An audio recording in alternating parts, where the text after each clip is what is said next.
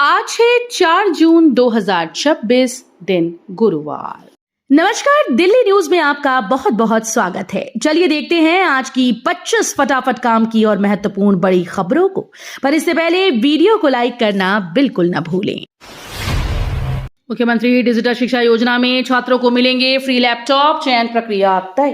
दिल्ली सरकार के मुख्यमंत्री डिजिटल शिक्षा योजना के तहत पात्र छात्रों को मुफ्त लैपटॉप उपलब्ध कराए जाएंगे। योजना का उद्देश्य छात्रों को डिजिटल शिक्षा से जोड़ना और तकनीकी संसाधनों तक उनकी पहुंच बढ़ाना है। चयन के लिए शैक्षणिक प्रदर्शन, स्कूल में नामांकन और सरकार के द्वारा निर्धारित पात्रता मानदंडों को आधार बनाया जाएगा। दिल्ली सीएम रेखा गुप्ता ने सुनी जन समस्याएं, अधिकारियों को दिए त्वरित समाधान के निर्देश। दिल्ली के मुख्यमंत्री रेखा गुप्ता ने जन सुनवाई के दौरान नागरिकों की समस्याएं सुनी और संबंधित अधिकारियों को त्वरित समाधान के निर्देश दिए। जन सुनवाई में एमसीडी, पुलिस, सामाजिक कल्याण, जलापूर्ति और स्थानीय सुविधाओं से जुड़े कई मुद्दे सामने आए। मुख्यमंत्री ने अधिकारियों से शिकायत का समयबद्ध निराकरण सुनिश्चित करने को कहा। दिल्ली होटल अग्निकांड में 21 मौतें, बिना फायर एनओसी चल रहा था होटल। दिल्ली के मालवीय नगर स्थित एक होटल में भीषण आग लगने से 21 लोगों की मौत हो गई। मृतकों में कई विदेशी नागरिक भी शामिल हैं जो इलाज के सिलसिले में दिल्ली आए थे। शुरुआती जांच में सामने आया कि होटल बिना वैध फायर एनओसी के संचालित हो रहा था। होटल में निर्धारित क्षमता से अधिक कमरे चलाए जा रहे थे और सुरक्षा मानकों में गंभीर लापरवाही बरती गई थी। दिल्ली में 8वीं आर्थिक जनगणना की तैयारी तेज, हर आर्थिक इकाई का सर्वे।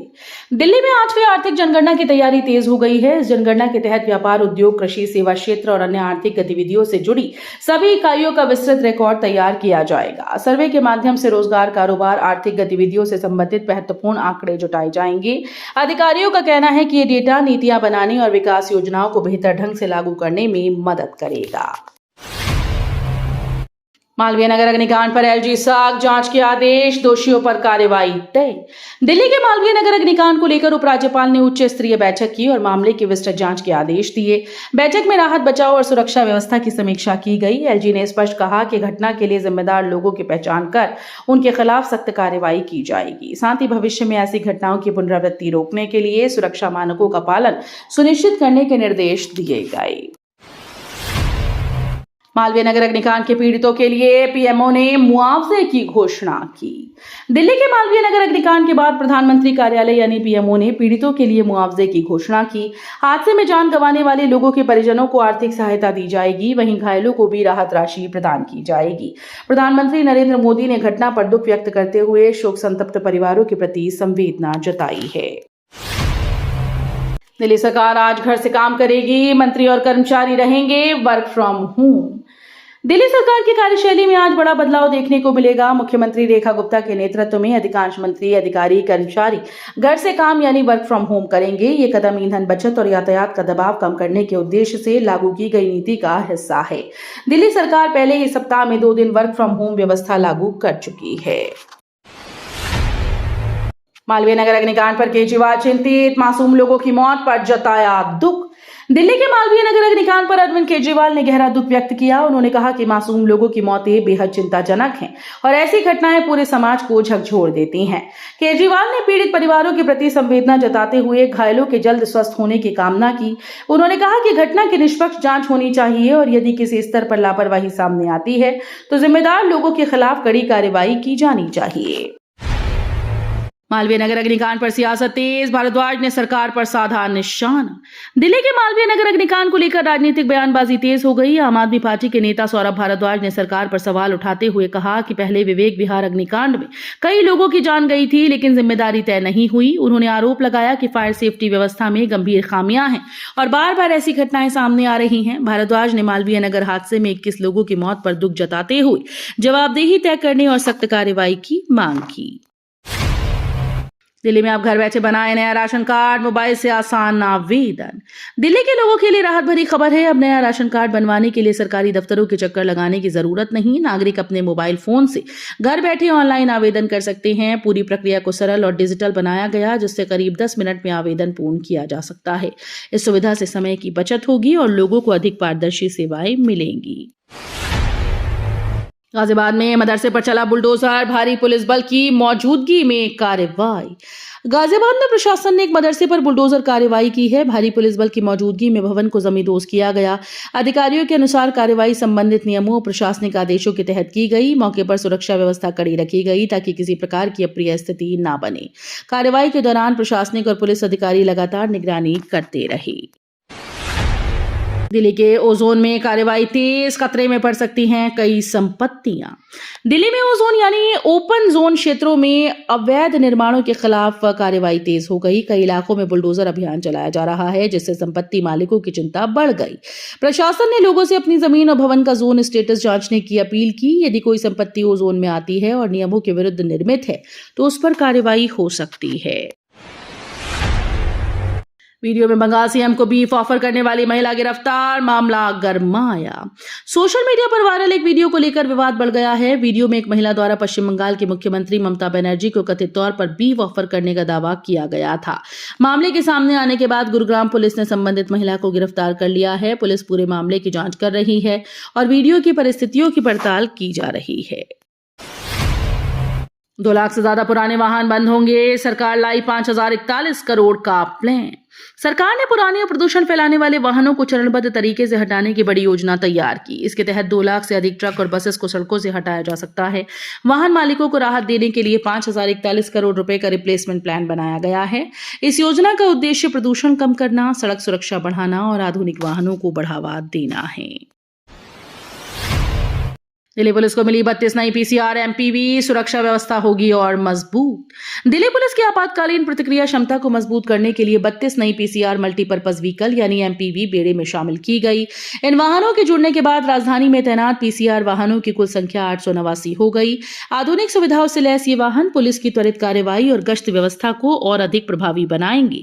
अधिकारियों का कहना है कि इससे अपराध नियंत्रण, आपात स्थितियों में प्रतिक्रिया और नागरिकों की सुरक्षा को बेहतर बनाने में मदद होगी।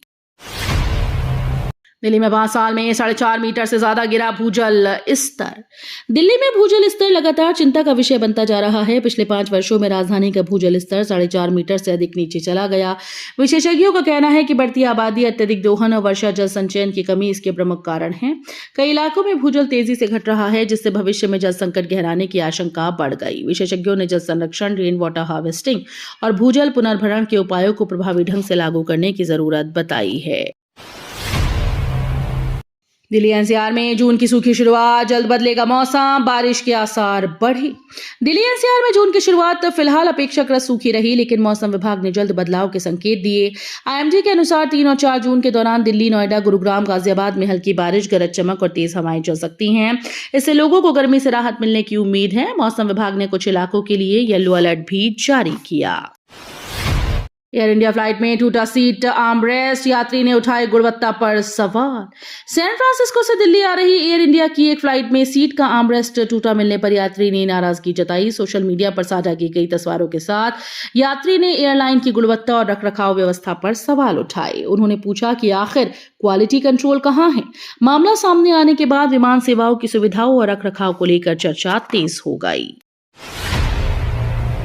अभिषेक बनर्जी के घर पहुंची ईडी की टीम, भर्ती घोटाले में होगी पूछताछ। प्राथमिक शिक्षक भर्ती घोटाला मामले में प्रवर्तन निदेशालय यानी ईडी की टीम ने तृणमूल कांग्रेस नेता अभिषेक बनर्जी के आवास पहुंचकर पूछताछ की प्रक्रिया शुरू की। जांच एजेंसी कथित भर्ती अनियमितताओं और वित्तीय लेन देन से जुड़े पहलुओं की पड़ताल कर रही है। मामले को लेकर पश्चिम बंगाल की राजनीति में हलचल तेज हो गई। ईडी इस प्रकरण से जुड़े दस्तावेजों और अन्य साक्ष्यों की जांच कर रही है। फीफा वर्ल्ड कप 2026 पर संकट की आशंका, 97 मैचेस को लेकर बढ़ी चिंता। फीफा वर्ल्ड कप 2026 को लेकर चिंताएं बढ़ गई हैं। रिपोर्ट्स में दावा किया जा रहा है कि टूर्नामेंट के 104 में से 97 मैच अत्यधिक गर्मी और मौसम संबंधी चुनौतियों से प्रभावित हो सकते हैं। हालांकि फीफा की ओर से विश्व कप रद्द करने को लेकर कोई आधिकारिक संकेत नहीं दिया गया है। आयोजक लगातार परिस्थितियों की समीक्षा कर रहे हैं और खिलाड़ियों तथा दर्शकों की सुरक्षा को प्राथमिकता देने की बात कह रहे हैं। 200 करोड़ मनी लॉन्ड्रिंग केस में जैकलीन ने आरोप नकारे, लड़ेंगी कानूनी लड़ाई। बॉलीवुड अभिनेत्री जैकलीन फर्नांडिस ने 200 करोड़ रुपए के कथित मनी लॉन्ड्रिंग मामले में अपने ऊपर लगे आरोपों से इनकार कर दिया। अदालत में पेशी के दौरान उसने खुद को बेगुनाह बताते हुए कहा कि वो कानूनी प्रक्रिया के तहत अपना पक्ष रखेगी और मुकदमा लड़ेगी। ये मामला कथित ठग सुकेश चंद्रशेखर से जुड़े वित्तीय लेन देन की जांच से संबंधित है। मामले को लेकर लंबे समय से कानूनी कार्रवाई जारी है। मालवीय नगर अग्निकांड के बाद दिल्ली में पूरे शहर में चलेगा सुरक्षा अभियान। मालवीय नगर अग्निकांड के बाद दिल्ली सरकार ने पूरे शहर में अग्नि सुरक्षा को लेकर बड़ा अभियान शुरू करने का फैसला किया। इस अभियान के तहत सभी बाजारों, होटल, रिहायशी इमारतों और व्यावसायिक प्रतिष्ठानों में फायर सेफ्टी ऑडिट किया जाएगा। नियमों का पालन न करने वालों के खिलाफ सख्त कार्रवाई की जाएगी। प्रशासन का उद्देश्य भविष्य में ऐसी घटनाओं को रोकना और लोगों की सुरक्षा को सुनिश्चित करना है। सोना तस्करी मामले में कस्टम की बड़ी कार्रवाई, आरोपी गिरफ्तार और माल जब्त। कस्टम विभाग ने सोना तस्करी के एक मामले में बड़ी कार्रवाई की। जांच के दौरान आरोपी के सामान से सोना बरामद होने के बाद अधिकारियों ने उसे कस्टम एक्ट 1962 की धारा 110 के तहत जब्त कर लिया। इसके साथ ही आरोपी यात्री को धारा 104 के तहत गिरफ्तार किया गया। प्रारंभिक जांच में आरोपी के तस्करी नेटवर्क से जुड़े होने के संकेत मिले हैं। साकेत हादसे के बाद एमसीडी का बुलडोजर एक्शन, अवैध निर्माणों पर सख्त अभियान। साकेत बिल्डिंग हादसे के बाद दिल्ली नगर निगम यानी एमसीडी ने शहर भर में अवैध निर्माणों के खिलाफ बड़ा अभियान शुरू करने का फैसला किया। इस कार्रवाई के तहत नियमों का उल्लंघन कर बने भवनों को चिन्हित कर उन्हें जमींदोज किया जाएगा। प्रशासन का कहना है कि अभियान का उद्देश्य भविष्य में ऐसे हादसों को रोकना और भवन सुरक्षा मानकों का पालन सुनिश्चित करना है। डीटीसी पिंक सहेली कार्ड से मुफ्त बस यात्रा के लिए आवेदन की प्रक्रिया शुरू।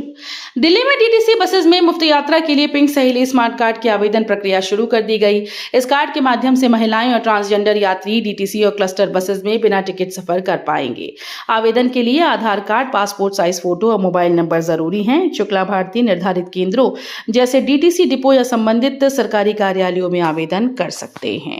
तो ये थी आज की बड़ी खबरें। रोजाना ऐसे ही सबसे पहले अपडेट पाने के लिए चैनल को सब्सक्राइब करना बिल्कुल न भूलें। धन्यवाद।